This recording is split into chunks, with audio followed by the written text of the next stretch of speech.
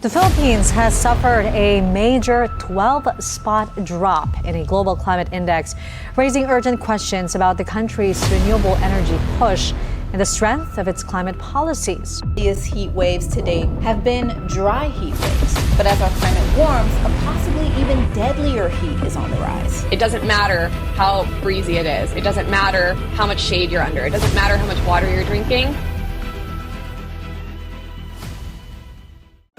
Climate change is no longer a distant prediction. It is a global trend unfolding before our eyes. Rising temperatures, extreme heat waves, stronger typhoons, and unpredictable weather patterns are warning signs of a world in a crisis. And at the center of this growing danger lies one of the most essential, yet most polluting systems rely on everything, the transportation. Every morning, millions of Filipinos set out on their daily journey. But today, the roads they travel are changing. Climate change is no longer a distant threat. It's here, moving with us. When rains pour harder than ever before, our streets fill with water faster than drains can take it. Flooded roads delay buses for hours, jeepneys stall mid-route, and thousands of passengers wait, stranded, wondering how they'll get home. Across Metro Manila and major cities, even an hour of extreme rain, now more common due to climate change, can shut down entire road networks. Floodwaters rise quickly, overwhelming drainage systems built decades ago. Jeepneys stall, buses reroute, cars crawl through deep water or abandon the road completely. Rain doesn't just disrupt traffic while it falls, it damages roads long after the storm ends. Prolonged floods seep into asphalts, weakening the foundation. Roads crumble faster, potholes multiply, and small cracks expand into dangerous gaps. In the provinces, the impact is worse. Thinly paved roads and limited maintenance make them vulnerable to collapse. Landslide triggered by heavy rain bury highways, cut off towns, and isolate entire barangays. Most Filipino vehicles were never designed for extreme weather. Jeepneys, tricycles, and buses stall when water reaches their engines. Flooded roads force drivers to take longer, unfamiliar routes, increasing fuel costs and travel time. For commuters like Elena, a simple trip to work becomes a challenge. Magandang hapon po. Paano po kaya nakakaapekto bilang isang commuter at saka pagtitinda po ang climate change? Siyempre po, katulad po ngayon, paulan-ulan po lagi dito sa Lokban po. Bilang commuter, ang nakakaapekto ay hindi kami masyadong makasakay kasi minsan mahaba ang pila sa pag-aantay ng sasakyan. Sa pagtitinda naman, hindi rin kami nakakabus kasi kokonti ang nalabas ng bahay pagka maulan. On dry days, the heat takes over. Inside non-air-conditioned jeepneys and buses, temperatures climb to dangerous levels. Drivers report dizziness, exhaustion, signs of heat stress that make each shift a battle. Ano po kayo nakaka-apekto sa pang-araw-araw niyong hanap buhay yung bago-bago pong klima? Hindi kami makapaghanap buhay ng maayos, gawa ng panahon. Umihina ang kita ng aming pagmamasada. Bukod sa mahina, walang pasahero, gawa ng panahon.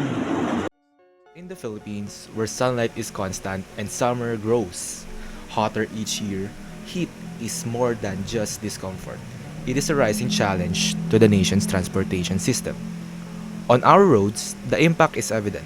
Extreme heat often asphalts, especially in provinces where roads are thinner and maintenance is limited. Jeepneys, buses, and trucks leave deep ruts. In some areas, bleeding roads appear, a sign the pavement is melting under the tropical sun. Rail transport feels the pressure too. The Philippine National Railways, already vulnerable due to aging tracks, faces added risk when steel expands during heat waves. Track kinks can form, tracing trains to slow down to prevent derailment. Each delay is a reminder of how climate affects even the simplest commute. Heat is no longer just weather. It is a force engineers must anticipate.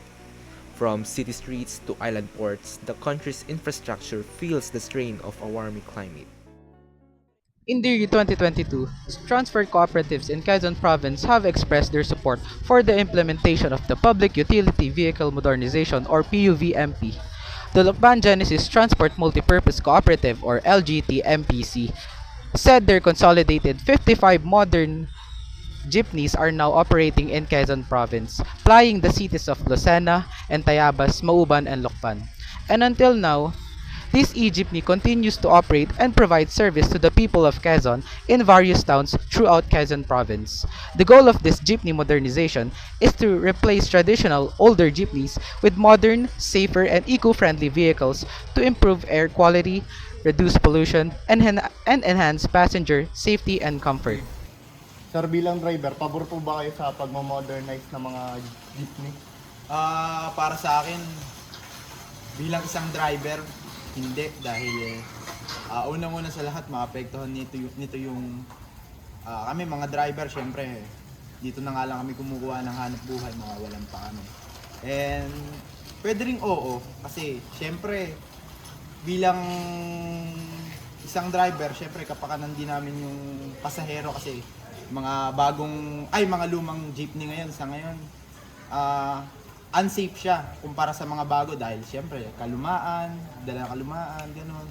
And pangalawa, yung mga old jeepney is nagpo-produce ng mga harmful gases tulad ng carbon monoxide, yung mga black soot, yung mga itim na galing sa usok. So yun, talagang lubang mapaminsala sa atin yun bilang tao.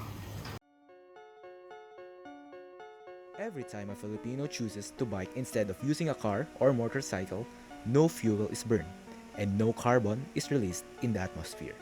A single bike commute may seem simple, but multiplied by thousands, it becomes a powerful force for cleaner air and a cooler climate. Biking doesn't just reduce pollution, it reduces traffic too.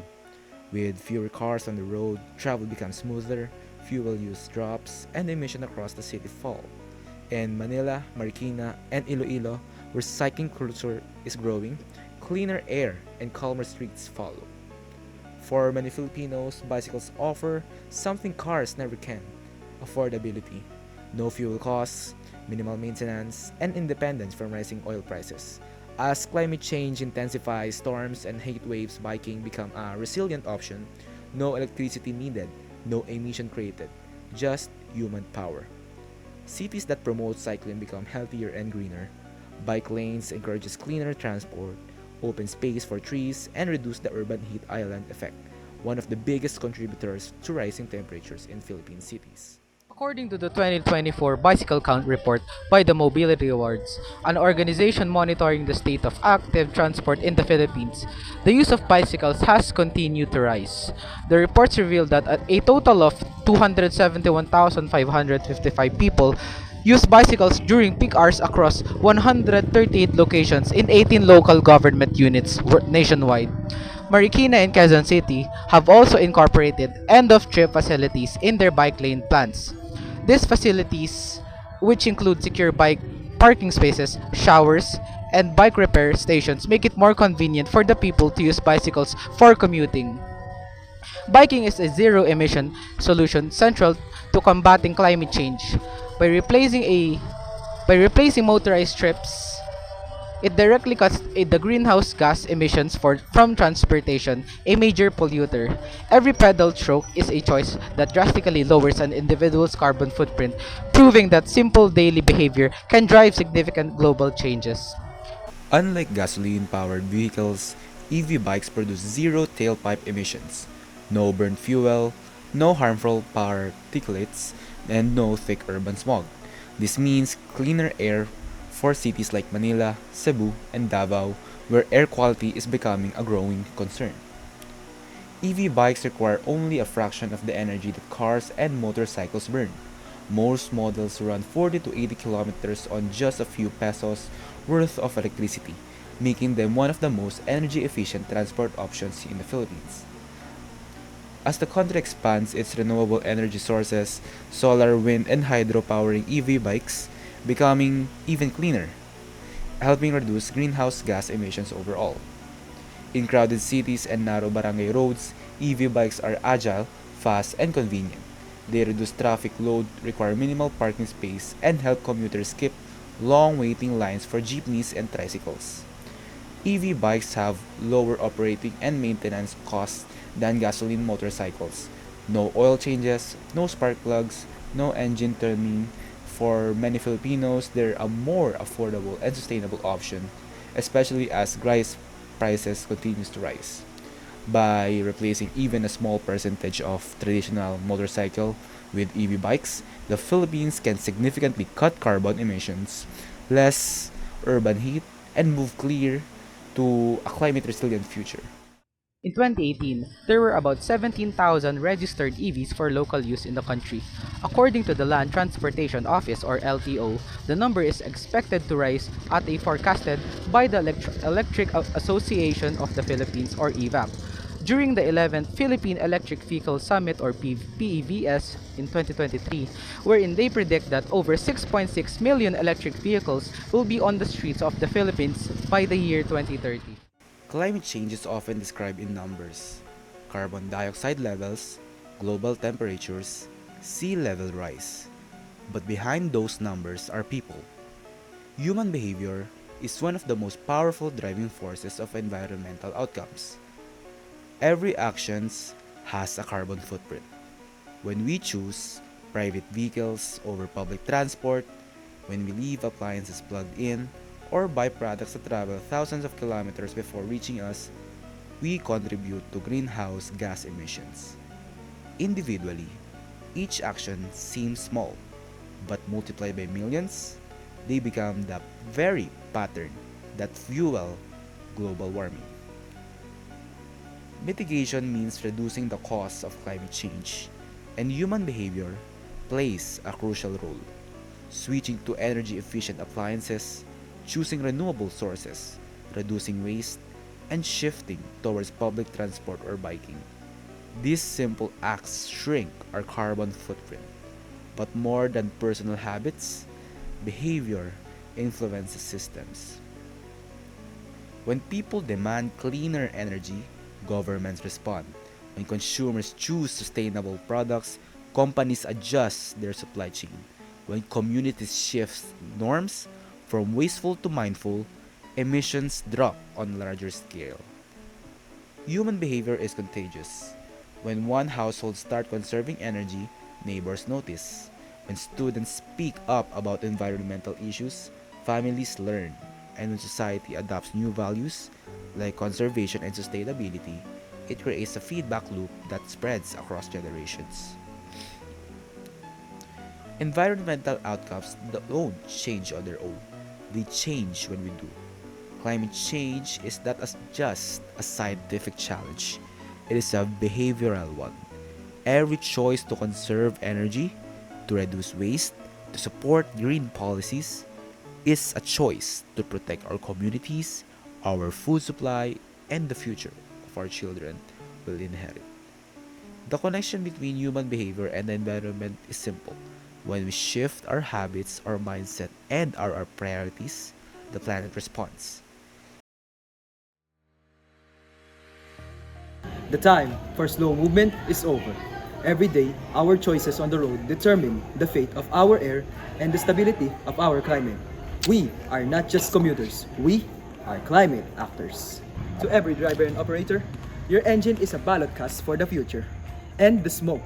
Reject the fuel gassing past and demand the future of clean mobility now. Transition to electric, maintain your vehicle flawlessly, and commit to zero emissions. The health of our city and your children's lungs depend on the efficiency of your ride. To every passenger and commuter, you possess the purchasing power to force change. Demand the best. Choose the modern e-jeepney, support reliable public transit, and embrace the active life by walking or biking. Do not finance pollution. Your fare and your feet are the votes for clean transport. The message is simple. We must connect our behavior to its outcome. Stop thinking about convenience and start thinking about consequence. The road to a sustainable planet is paved with clearer choices. Let's drive clean, ride smart, and reclaim our air. Save our earth. Save it for the next generation.